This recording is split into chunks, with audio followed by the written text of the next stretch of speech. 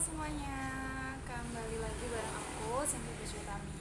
Dan di sini aku mau cerita pengalaman aku ngalamin banjir buat pertama kalinya. Jadi waktu itu aku inget banget tanggal 24 Desember 2024 alias tahun lalu, dimana bertepatan dengan hari Selasa. Jadi ceritanya adalah pada hari Selasa itu aku dan temenku namanya Ulfi, kita lagi janjian ke kampus buat nemuin dosen pembimbing karena mau bimbingan terkait dengan proposal skripsi kita. Dan kebetulan waktu itu kita mau ngajuin buat daftar sidang proposal. Akhirnya kita janjian sekitar pukul 10 dan pas kita udah sampai kampus ternyata dosennya masih ada keperluan mengajar, sehingga mengakibatkan kita harus nunggu beberapa menit sampai akhirnya sekitar pukul 11 itu kita mulai bimbingan dan kita selesai pukul 12 siang. Nah, rencana awalnya setelah bimbingan kita mau langsung pulang ke kos masing-masing karena kita mau segera revisi lanjutin biar bisa daftar sidang proposal secepatnya. Tapi lagi-lagi kita nggak bisa berkuasa lebih karena pada dasarnya Tuhanlah yang mampu untuk melakukan itu semua. Sehingga akhirnya jam 12 siang itu udah mulai gerimis nih dan posisinya kita juga nggak bawa payung. Akhirnya ya sudah ditunggu gitu ya dengan harapan agar hujannya bisa cepat reda dan kemudian kita bisa segera pulang. Ternyata harapan kita tuh nggak sesuai sama ekspektasi. Ya pada akhirnya hujan tuh makin deras, lebat dan itu berlangsung selama 5 jam. Dari jam 12 malam dari jam 12 siang sampai jam 6 sore itu masih hujan gitu. Akhirnya yang awalnya kita mau pulang, ya udah deh nunggu aja, kita juga nggak ada kegiatan nih gitu kan. Terus akhirnya kita nunggu di kampus, tepatnya di musola FST sambil sholat sambil ibadah yang lainnya.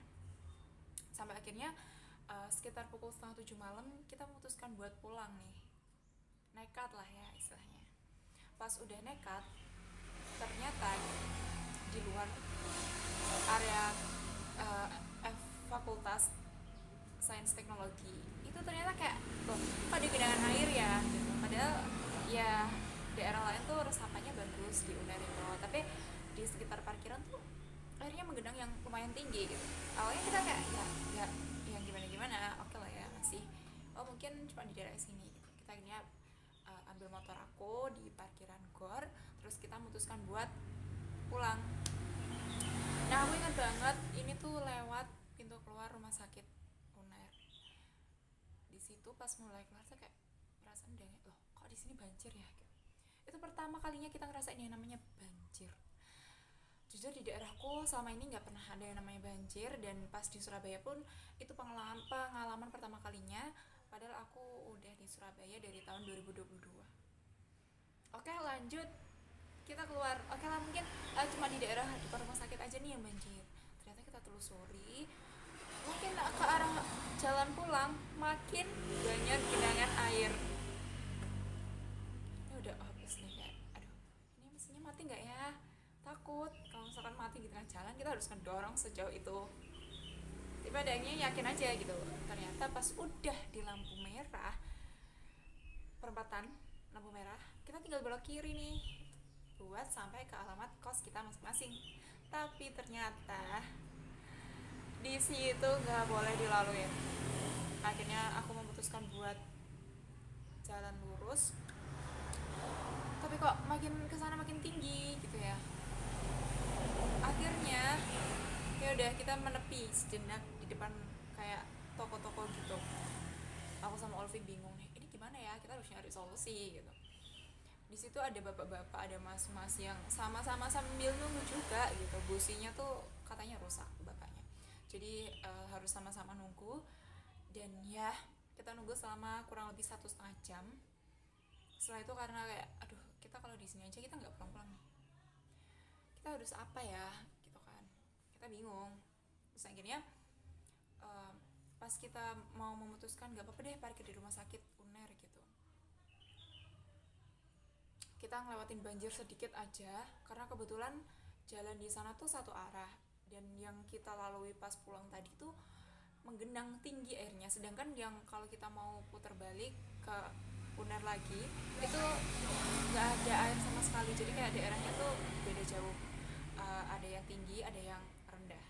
Nah di situ pas kita mau memutuskan pergi, tiba-tiba ada anjing menggonggong kayak gong gong gong gitu. Kaget dong, kayak lah kenapa gitu, kita tuh cuma takut, kita nggak mau ngeganggu di daerah situ. So akhirnya akibat gonggongan anjing itu memutuskan kita buat semakin memantapkan hati, aduh ayo ayo pulang aja gitu, takut ini kalau malah nanti anjingnya kabur atau malah misalkan hujannya makin lebat, kita malah makin gak bisa pulang. Akhirnya aku sama Ulfi memutuskan yaudah deh pulang aja. Akhirnya kita pulang, terus ke parkiran rumah sakit, maksudnya parkir di sana, terus aku tinggal motor aku semalaman sampai pukul 9 pagi aku ambil. Dan di situ pulang dari parkiran sekitar jam 9 malam mungkin ya. Aku jalan kaki sama Ulfi, itu jaraknya sekitar 2 kilo dari kos kita masing-masing. Udah kecapean, badan tuh gatel semua kan karena air banjir, terus harus pulang jalan kaki sejauh itu, nyeker, gak bawa sendal, terus kayak kita payungan seadanya, masih gerimis yang begitu lebat. Waktu itu untungnya Ulfi yang bawa payung gitu, dia baru ingat kalau dia bawa payung, aku nggak bawa. Ya udah kita jalan kaki sampai pulang. Akhirnya pas sudah sampai kos aku langsung beberes, badanku gatal-gatal semua, terus aku agak demam gitu ya karena kecapean. Terus besoknya aku harus jalan kaki lagi ke rumah sakit Uner buat ngambil motor aku. Setelah aku ambil motornya, aku bawa ke bengkel buat ganti oli. Dan disitu kayak ternyata yang mengalami kejadian banjir buat pertama kalinya itu bukan cuma aku, tapi ada banyak orang yang mungkin banjir pada periode itu begitu lebat.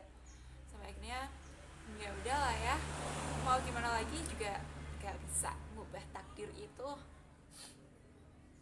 Akhirnya ya sudah, itu sebagai pelajaran. Lain kali kalau memang terjadi banjir, mending ambil aman, motornya dititipin di tempat yang gak banjir biar biaya kerugiannya gak begitu besar daripada harus ganti oli atau ganti kerusakan yang lainnya, ya kan? Oke, mungkin itu aja cerita dari aku. Ini juga sekedar buat sharing sama mungkin berbagi kenangan.